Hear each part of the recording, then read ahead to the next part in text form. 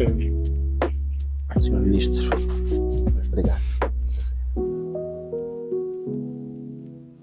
Vou agradecer a disponibilidade do Senhor Ministro em nome da edição de novembro, tal como temos feito questão de referenciar. A edição de novembro é um grupo editorial público, hoje publicando 11 títulos, com o Jornal da Angola à cabeça, e o Jornal de Economia e Finanças é o título de especialidade econômica que temos estado aqui a promover, e é essencialmente para este órgão em primeiro que o Sr. Ministro está a conceder esta entrevista.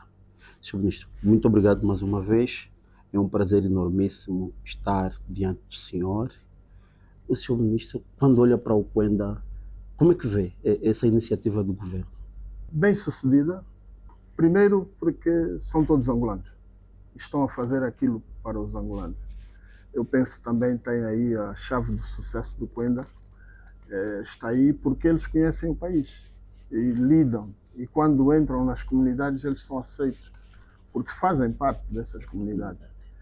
Por exemplo, o FAS é uma instituição descentralizada e as pessoas que estão a trabalhar na província da Huila, elas são contratadas localmente. Não é ninguém que veio de Luanda para lá, etc., ou transferência. São todas locais porque conhecem. Então, esta penso que deve ser uma das chaves de sucesso daquela instituição. Depois, mesmo antes de entrarem no Fundo de Apoio Social, tiveram nas organizações não governamentais, angolanas também, e mesmo internacionais, e isto deu, penso que deu algum background aos colegas que estão a implementar. Mas, sobretudo, a aceitação que têm. A penetração é muito fácil nas comunidades. Quando um programa feito de angolanos para angolanos... Em princípio tem 60% que dá tudo certo. Bom, e porquê de sucesso, que eu penso que também vamos falar um bocado aqui ao nível da estratégia, da planificação do Ministério do Planeamento. A questão que colocamos é, diz que todo sucesso depende de boa planificação e também da disciplina da sua implementação. Senhor Ministro, como é que está o país? Como é que está Angola ao nível de planificação? Podemos, se calhar, aqui já fazer alguma incursão, falar do nosso PDN. O Plano de Desenvolvimento Nacional, não só este que está agora em vigência, os anteriores, nós tivemos, já estamos no terceiro, quarto, o Plano de Desenvolvimento de Médio Prazo. Eles são elaborados com uma visão de médio prazo, mas com um enquadramento mais de longo prazo. Este, por exemplo, enquadra-se na estratégia Angola 2050 e os anteriores enquadravam-se na estratégia Angola 2025. Como disse, e o título são planos. É uma planificação que é feita com base nos elementos que o planeamento, nesse caso o país, dispõe, como número de habitantes, para quem nós vamos planificar, extensão territorial, onde vamos planificar, como é, quantos municípios, quantas províncias, e depois as áreas sectoriais que atravessam. Eu penso que o sucesso, no nosso caso, o planeamento, nós temos tido a sorte de fazer bons planos, mas não chega só a fazer planos, bons planos. Tem a ver muito também com a sua implementação. E aí a implementação depende de vários fatores. O primeiro fator, e que nós achamos que não tem grande influência, é a base, o conhecimento que nós temos do país para o qual estamos a planificar. Os dados, a população, a idade das pessoas, as necessidades, todo esse levantamento é feito. Depois, nós, nos próprios planos, também incluímos alguns riscos. Estes aí é que têm afetado de grande maneira o não cumprimento de alguns planos que nós temos elaborados, né? Quando digo os riscos, são fatores extra ao país, como é o caso, neste momento, dos conflitos. A questão geopolítica. Se falássemos há 3, 4 anos atrás, a Covid, ninguém previa a Covid. Também podemos falar, isso está sempre em voga e que é um dos elementos que nós avaliamos para fazer os planos, os preços não só das matérias-primas, aquelas que a fonte de rendimento principal da nossa economia, que é o petróleo, que tem variado bastante. Eu penso que do nosso lado, são planos bem feitos. Anteriormente nós pecávamos um pouco na sua monitorização, agora esses mecanismos de monitorização melhoraram bastante. O que peca bastante é, de facto, como dizia, as questões extra à nossa economia, questões que não estão previstas, embora colocamos sempre um ponto de interrogação. Por exemplo, nós já sabemos que o preço do petróleo é uma variável que há que ter em conta. Hoje podemos estar a 70, como temos o plano, o Orçamento Geral do Estado, e a semana passada estava a 67. Já foi abaixo. Foi abaixo, mas conseguimos recuperar. Então são essas questões. Mas, sobretudo, temos uma boa planificação, melhoramos bastante, mas ainda não estamos a questão da monitorização, que é o acompanhamento da sua implementação, e o que peca é a questão extra, a nossa ação. O que é que falta, Sr. Ministro, para sermos comparados a uma máquina passe perfeita? O que também falta é financiamento. Pessoas? Não, financiamento. Pessoas também nós temos alguma dificuldade. Também. Nós somos poucos para um país desta dimensão, com essas necessidades. Quando digo nós, os departamentos ministeriais, os técnicos, para poder cobrir, eu gostaria de ter pessoas capacitadas que estão aqui no Ministério do Planeamento, quiçá numa província. Nós não temos. E temos que tentar fazer a complementaridade com as províncias e mesmo alguns setores. Nem todos os setores estão com um nível ainda muito grande, questão dos recursos humanos. Por isso é que é uma das prioridades no nosso plano. No 23, 27, o capital humano é prioridade. Nós temos que levar, não só para a questão da produção, que também afeta, né? As novas tecnologias na agricultura, no comércio, na indústria, exige um capital humano com formação, não digo de alto nível, mas médio, para poder gerir a maquinaria que neste momento nos enfrenta. Mas a questão principal é o financiamento.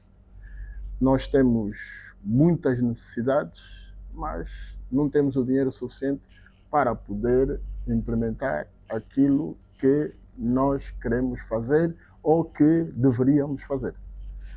Às vezes, Sr. Ministro, às vezes, e permita-me fazer aqui uma parte, parece ser difícil explicar essa mensagem que quer passar às pessoas.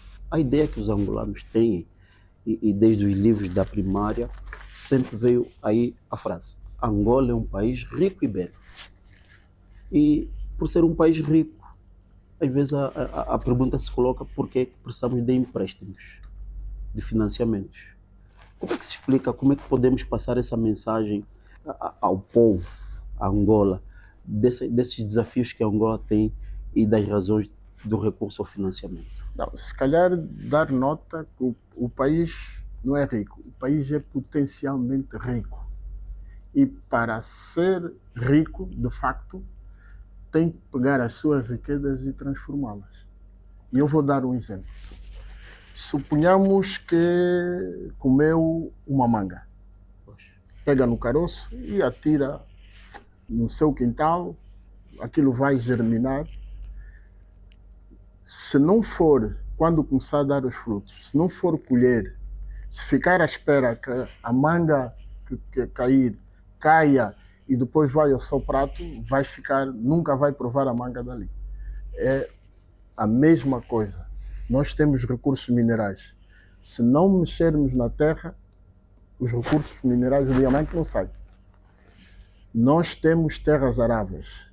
Se não pegarmos na enxada ou qualquer instrumento, a charrua, e ficarmos em casa, mesmo com máquinas, hoje, se calhar, não vamos estar em cima do trator, vamos estar com o telecomando mesmo em casa, mas precisamos de mexer. Nós temos que trabalhar as nossas riquezas para que o país seja rico. O petróleo está a ser explorado. Se nós não explorássemos o petróleo, iríamos dizer que as bacias angolanas estão cheias de petróleo. Mas se nós não explorarmos, e explorar é o quê? É colocar máquinas e homens em funcionamento. É isso que temos estado a fazer. É isto que nós queremos fazer, é isso que estamos a fazer, mas ainda estamos com algum déficit. Devemos incrementar esta política de colocar as pessoas, criar oportunidade às pessoas para trabalhar, enfim, e para criarmos os rendimentos. Eu só sou rico se tiver dinheiro comigo. E para ter dinheiro, tenho que trabalhar. E porque o senhor ministro fala de trabalho, fala de rendimento, provavelmente era uma boa ocasião para perguntá-lo como é que está o programa de passagem para país de rendimento médio. Nós, o ano passado, em março de 2004, solicitamos às Nações Unidas para prorrogar, porque os nossos indicadores macroeconómicos degradaram-se e nós não tínhamos os critérios suficientes, e mesmo depois de uma avaliação feita pelas Nações Unidas, nós não tínhamos as condições para graduar para país de rendimento médio. Neste momento, iniciamos um processo, há relatórios e avaliações, também há medidas que temos vindo a tomar, porque este processo demora mais ou menos uma média de 10 anos para que em 2030, 2032 possamos passar. Vamos passar por uma transição suave daqui a 2 anos, depois para passar para o país verdadeiro de rendimento médio estaremos mais ou menos depois de 2030. E o que é que ganhamos, Sr. Ministro, com essa transição? Ganhamos e perdemos. Ganhamos e perdemos. Quando digo ganhamos e perdemos, aqui também dar nota que para algumas instituições nós somos países de rendimento médio já. Médio. Okay. Por exemplo, para o Banco Mundial, nós já não somos país pobre. Pois. Já não temos acesso a créditos concessionários do IDA, que é do Grupo Banco Mundial, aquela instituição que atende os países mais pobres. Aí os nossos créditos, em termos de aqueles requisitos de taxa carência e o período de pagamento são diferentes. Nós estamos no BIRD. Então aí, embora no BIRD já temos acesso a volumes maiores, questão de energia, exatamente. Já podemos pedir empréstimos para barragens, etc., caminhos de ferro, etc., né? Quanto como pobres, e a vantagem tanto para a União Europeia, para as Nações Unidas, é mais ou menos nesse sentido. Okay. Por um lado, ganha-se, mas ganha-se pouco em relação se passarmos para rendimento médio. O acesso é muito mais aberto, muito mais aberto. Não há certas restrições como têm os países de rendimento baixo. O senhor ministro falou do FMI, do Banco Mundial, das organizações multilaterais. E o que eu quero colocar é que, normalmente, recebemos muitos elogios das organizações multilaterais. Estão satisfeitas com o processo de reforma que o governo angolano tem estado a implementar, mas cá internamente parece que às vezes ainda não temos a mesma sensibilidade.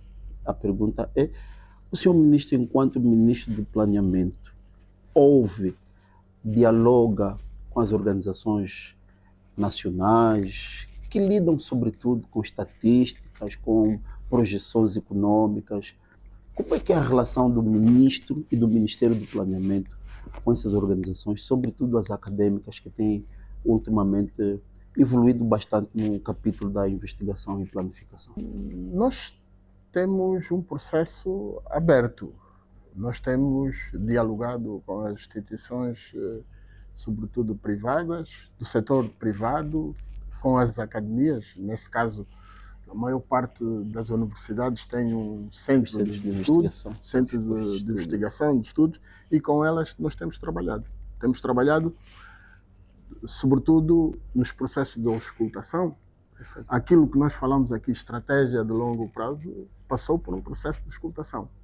Nós temos, de tempos em tempos, e quando era Ministério da Economia, agora menos, mas fizemos isso em outros fóruns do governo, com o Conselho Econômico e Social, Ok. que é constituído por académicos, do setor privado, igrejas, etc., para sentirmos a pulsação do outro lado. Algumas associações empresariais, e somos convidados bastante para participar nos fóruns académicos e também empresariais, para nós exprimirmos a nossa mensagem. E nós agradecemos. Não temos problemas com a sociedade civil. Quando falamos de sociedade civil, estamos a falar num todo. E temos o diálogo aberto.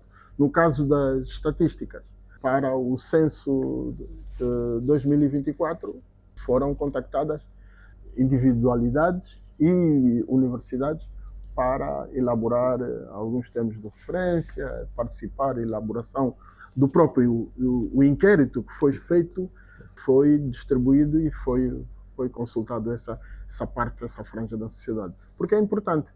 É importante. No caso do crescimento econômico, se nós não tivermos, quem faz, de facto, é o setor privado. Nós já saímos da economia centralizada, onde as empresas eram todas estatais. Hoje, quem deve fazer é o setor privado.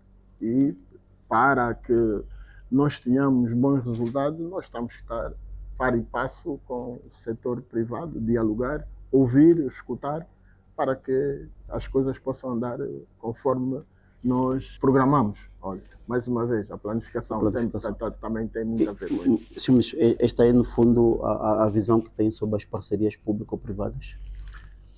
As parcerias público-privadas é um caso muito novo. Vem de 2011 em termos de legislação. Nós não temos ainda elementos, neste momento, para fazer uma avaliação. Mas sabemos, por isso que incluímos na nossa legislação, que é um assunto bastante importante. É a partilha das responsabilidades, partilha de risco com o setor privado. Primeiro, e também aqui, as parcerias público-privadas não é mais que duas mentes pensantes valem mais do que uma. Estamos a falar do setor privado e o setor público. Eu penso que até hoje nós temos praticamente somente duas parcerias público-privadas no verdadeiro sentido. Uma que foi realizada até o fim, que não teve o sucesso pretendido, que é o aterro sanitário dos Monegros. Essa parceria público-privada foi até o fim, houve alguns problemas de percurso a nível do órgão de tutela do aterro, que é o governo da província. Já tinha sido feito o contrato, só que não desplotou. A outra, que estamos quase a finalizar, que ainda não está fechada, é as águas de Cabinda, do Ministério da Energia e Águas. Nós pensamos que este ano este processo termina e, se calhar, esta deverá ser a primeira, aquela que nós podemos tirar as ilações para corrigir o futuro, né? Por outro lado, nós temos outro tipo de parcerias público-privadas, as que nós denominamos concessões. Essas, diretamente, neste momento, temos o Ministério dos Transportes, com algumas, Caminho de Ferro de Benguela, foi concessionado, o Porto de Luanda, Porto de Lubito, pronto, ensaiou-se também algumas plataformas logísticas. É outro tipo de parceria público-privada que é concessionada por um período muito largo, enfim, também mas essas nós não consideramos aquelas tipicamente parcerias público-privadas. Este é o quadro e eu penso que este é o caminho. Até porque, para colmatar aquilo que eu falei do início, né? Uma das nossas lacunas para que o planeamento não tenha sido eficaz é a questão do financiamento. E eu penso que as parcerias público-privadas é um caminho para fazê-lo, até porque, em termos financeiros, também, de lá de fora, principalmente dos bilaterais, está a escassear. Todo mundo hoje tem necessidade de fundos, há mais procura, e o dinheiro tem sido mais difícil e mais caro. Aqui, provavelmente, já a finalizar a nossa entrevista, eu quero chamar de boa notícia o crescimento econômico. A nossa taxa de crescimento econômico parece-me que, se não for a primeira vez, mas superamos a taxa de crescimento da população, o que é uma boa notícia. Nós tivemos os dados do INE que saíram do Produto Interno Bruto em fevereiro. Certo. E dá-nos conta que a nossa taxa de crescimento para 2024 vai rondar os 4,43%. Isto, de facto, é uma boa notícia, pelo facto de que, se olharmos lá para trás, uma taxa de crescimento com esta dimensão só tivemos há 10 anos atrás. Há 10 anos atrás. Isto mostra que estamos a fazer qualquer coisa, sobretudo as medidas de política económica, o apoio que tem-se dado ao empresariado nacional, sobretudo, a questão da diminuição das importações, também face ao contexto político mundial. Se antigamente iríamos comprar o trigo na Ucrânia, hoje a Ucrânia e a Rússia estão fechadas. Nós temos que olhar para dentro. Há 10 anos atrás nós não produzíamos a quantidade de arroz que nós estamos a produzir, a quantidade de trigo. O trigo até era uma cultura que quase esquecida em termos de produção. Eu penso que essas medidas têm ajudado bastante o crescimento econômico, até porque, em termos de produção petrolífera, os nossos níveis têm baixado. E este valor, alcançado em 2024, foi graças ao setor não petrolífero. Sobretudo a agricultura. Outra boa notícia. Sobretudo a agricultura, a questão dos transportes. Também, eu penso que nós vamos dar continuidade a este processo, embora para 2025 a nossa programação macroeconómica executiva prevê um crescimento em 2025 à volta de 3,5%. 3,5%. Pronto, nós também, quando fizemos as nossas avaliações... Às vezes o governo é muito modesto. Não, um pouco tímido. Pronto. Tímido. Eu penso que, se calhar, os resultados poderão vir a ser melhores se, ao longo do percurso, não houver outras contrariedades. Nos últimos anos, temos tido estes casos de a projeção do governo ser mais tímida, usando a expressão do Sr. Ministro, em relação aos parceiros internacionais até. Às vezes eles parecem-nos mais otimistas do que nós mesmos. Para 2024 parece que foi um pouco ao contrário. Aquilo que, por exemplo, o FMI programava não chegava a 3 e qualquer coisa, sim. Não atingia esse espaço. Mas normalmente tem sido as nossas projeções, porque, de modo geral, nós somos muito mais realistas do que... Até porque nós estamos no terreno, né? Pois. Nós conhecemos a nossa economia, como é que ela anda, e conhecemos os atores econômicos, porque também isso tem influência, né? O comportamento da pessoa numa determinada economia também tem influência. Por essa razão é que nós, se calhar, temos esta modéstia, como diz. Não é um problema de confiança. Não. Também tem a ver com os instrumentos utilizados para medi-lo, né? Porque o que nós usamos, se calhar, é diferente. Não muito, né? Mas algumas variáveis que possam influenciar nesta diferença. Isso nos faz ver que 2025, Sr. Ministro?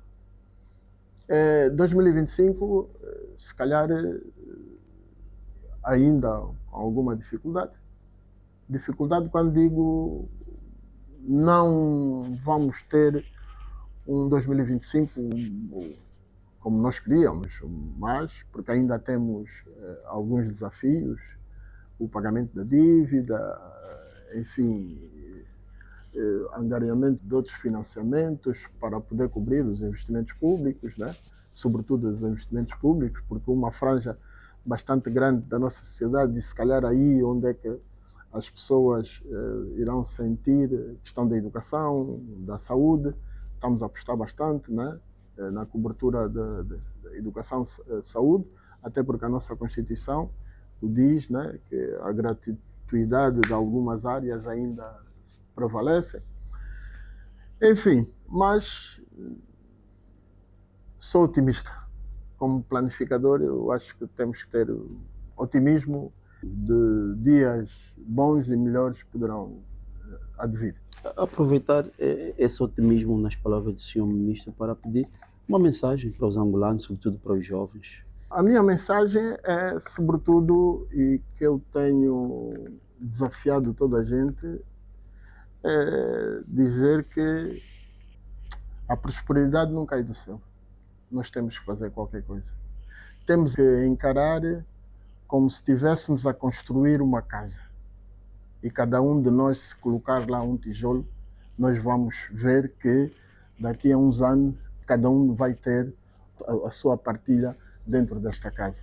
E esta casa chama-se Angola. Não pode ser o governo só, simplesmente só, a fazê-lo, porque não vai conseguir. Nós temos de nos considerar cidadãos e, como cidadãos, temos que nos preparar para colocar um tijolo na construção deste país. Esta é a mensagem. Muito obrigado pelo seu tempo.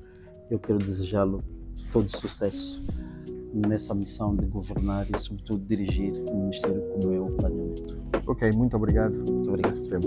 Obrigado.